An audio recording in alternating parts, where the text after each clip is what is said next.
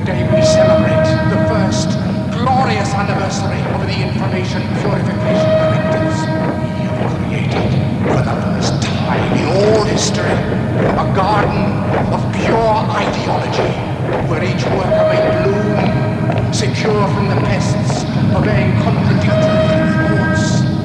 Our unification of thoughts is more powerful a weapon than any fleet or army on earth. We are one people, with one will, one resolve, one cause. Our enemies shall talk themselves to death, and we will bury them with their own confusion. We shall prevail. On January 24th, Apple Computer will introduce Macintosh. And you'll see why 1984 won't be like 1984.